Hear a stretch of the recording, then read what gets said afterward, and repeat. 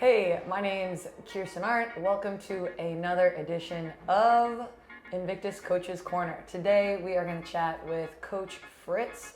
He has been with Invictus for almost 3 years now, and he is one of the head coaches for our Olympic lifting program, as well as our GPP group coaching, and one of our head coaches for the Invictus nutrition program. So we're going to get into some awesome topics of discussion.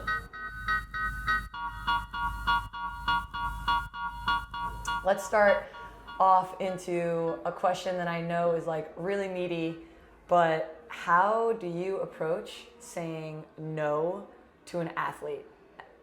And maybe like there's a lot of different instances there of like what an example of, okay, what am I saying no to looks like, so we can run through a couple different ones. But in general, coaches all the time have an instance in a class or an athlete making a decision of what they want to pursue in the programming that might not align with their best interests, or you just don't think is a good idea. And we all know that there is a subtle art to saying no and getting somebody to do what we think is best for them. What are some tools, tips, tactics that you have in your repertoire?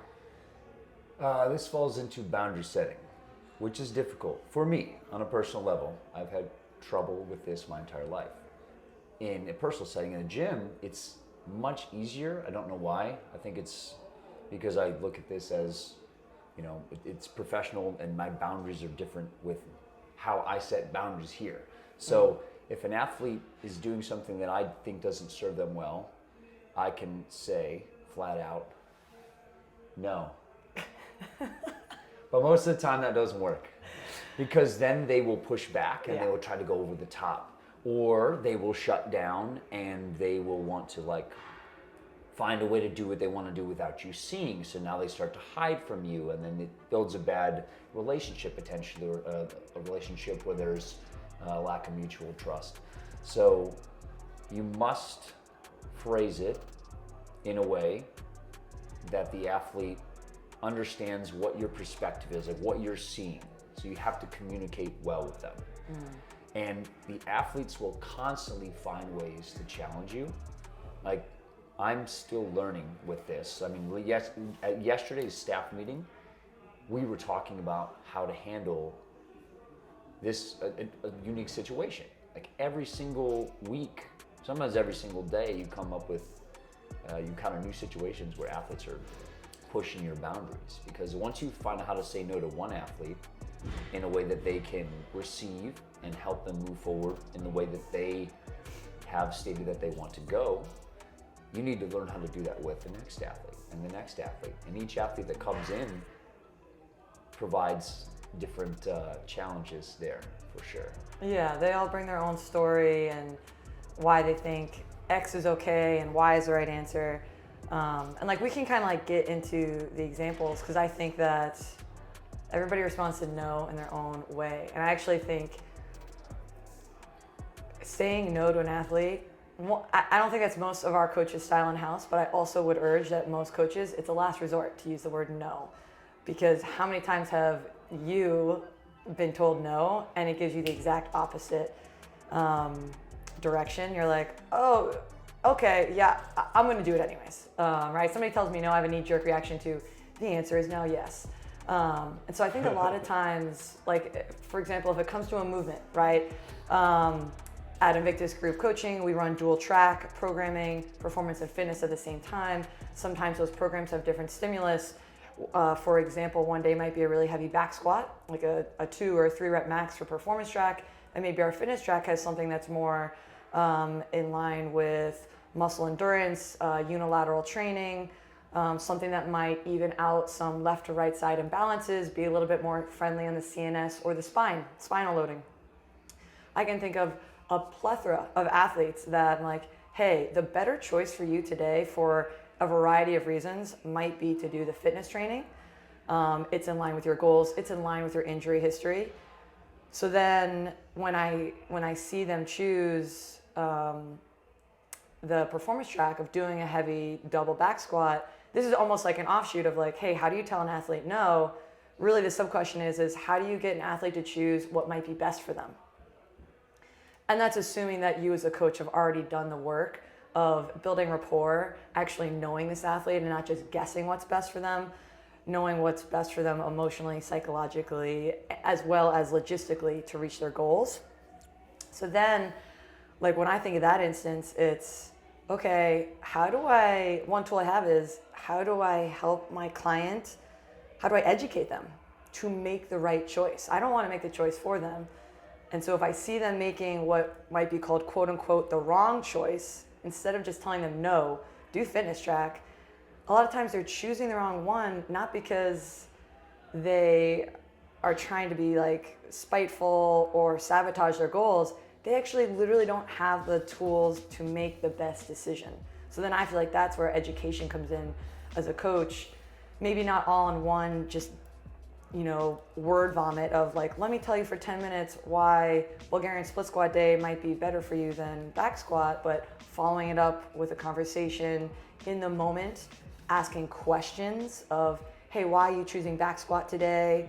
And letting their answers guide how you might steer it back to what you think is the better choice for them. I think asking the question of, hey, why are you choosing X? And helping to bring it back to the information you know as a coach, which is their goal is X. Their current sleep history, nutrition, lifestyle is A, B, and C. None of it aligns with hitting a heavy double back squat for today. So how can you bring in those things to help them steer towards what you think might be the more optimal decision? Absolutely. What was the instance that you were talking about in the staff meeting? Oh, yeah, let's get to that. I got one thing to add. Yeah. One of my favorite ways to say no to an athlete is to tell them that it's a favor for me. So I'd be like, they're like, I want to do this thing today. I'm watching them squat and I'm like, ooh, you shouldn't be doing that. Let's find something else in my head. And to them, I'm like, hey, do me a favor and try this out and see how it feels. For me, yes. I just want to see. And then they'll try it, like, oh, I like that. Keep doing that. Screw this drill. I don't care about this drill. Yeah. We made this drill up as a, because today's the day we do this drill, but the drill doesn't matter. What's going to get you better matters. And this feels good, right? Yeah. Yeah, it feels good. Keep doing that. Like, that's it. If you can get them to feel the right thing sometimes, not a light switch goes off. They can give up the, I need to do what's written on the board because all my friends are, and if I don't do that, what does that say about me? Give them something that makes them feel good, and they don't care anymore about what's on the board. They care about listening to their body and giving themselves something that's valuable to them that they can tangibly feel. Yes, you gave them as a coach an opportunity to feel something which you and your coaching brain already knew. You're like, hey, this is going to feel like a better drill for you. So then you gave them the space. Yes, we're gonna go ahead and say there's a 90-10 likelihood that you knew that drill was gonna be right for them. Yeah. That you gave them an opportunity to feel it, and feeling the right position, feeling powerful so much. The rate of return on a change of behavior there is 10x than telling them, oh, hey, this drill is gonna feel better for you. You should just do it. Right. Yeah. Even if they can consciously understand and comprehend why this drill will be better, if they still can't feel it, it's probably not the right drill. Because they're not ready to make that physical connection. Yeah. We can only do something for so long that we know is good for us, but if we believe that it's good for us, big difference between knowing and believing. You have to believe it. And in order to believe something, you need to feel it. Yeah. And that's just the job of a coach, right? Use whatever tools you have at your disposal to give opportunities for athletes to feel something different. Absolutely. Yeah. Oh, so back to the staff meeting. Yeah. So there's a big group class in the morning, 6 a.m., 30 athletes, and one of the athletes is perceived by the coach who runs the class to have a fragile ego, and so they don't want to partner up, and you need to partner up. Even though we have a big 10,000 plus square foot gym at Invictus, there's not enough room and equipment for 30 people to each have their own rower and box.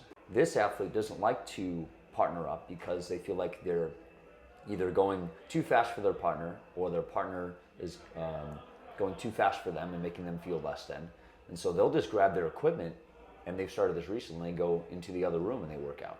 And recently, they've been pulling other athletes into that room to work out with them as well, right? It's a slippery slope down into a place you don't want to be as a coach. And we don't know what the answer is for this situation yet, which is a really unique thing to talk about. Like, we talked for 10 minutes yesterday as a staff about how to potentially solve the situation. We came from a lot of different directions. It seems like we don't really know how they're feeling. So this is where your broad and inclusive language with open-ended questions comes in. Ask them more questions and figure out what they're really feeling inside, and you might be able to help them dispel whatever myths the stories they're telling in their head. Yeah, that's holding them back. In this situation, we're looking at, hey, how do we say no or stop a behavior essentially of an athlete segmenting, fracturing from the group, right? You come here for a group class, you're part of the group, part of the community. There's a culture there. How can, and this is applicable in other instances, is how can a coach come from a place of vulnerability and let the athlete know, hey, this is like this situation that's happening, this is how it impacts me and my job, and my mission here during this 6 a.m. class is to create an environment of inclusion and use the power of community and the collective to make a greater impact for every individual in the class. And I think that can be a place of power, right? When somebody in a leadership position who can just say, no, don't go into the other room, we train together, turns it into an ask, right? Rather than a tyrannical leader, they become a leader of empathy and vulnerability of, after the class, in the right space and setting, hey, member X, what I see happening is this. I'm not sure why it's happening, and I want to help alleviate any issues that you see, but let me tell you how it's impacting me and the mission that I have, which includes empowering you and impacting you in greater ways.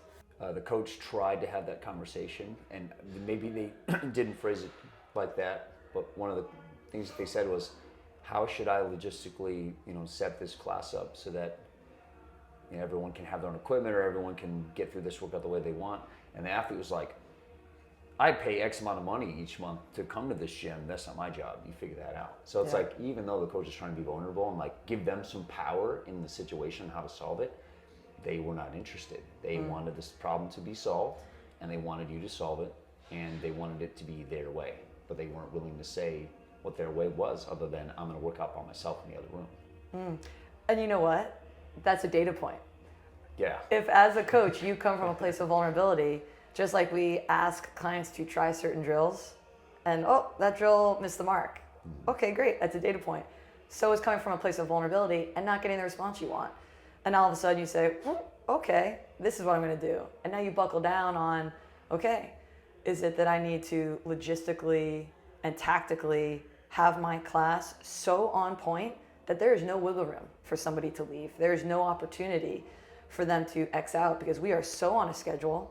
There is equipment's already set up that you flow from A to B to C, that now all of a sudden almost becomes remote or robotic, in that it's such a well-oiled machine, it would make no sense for somebody to go do their own thing.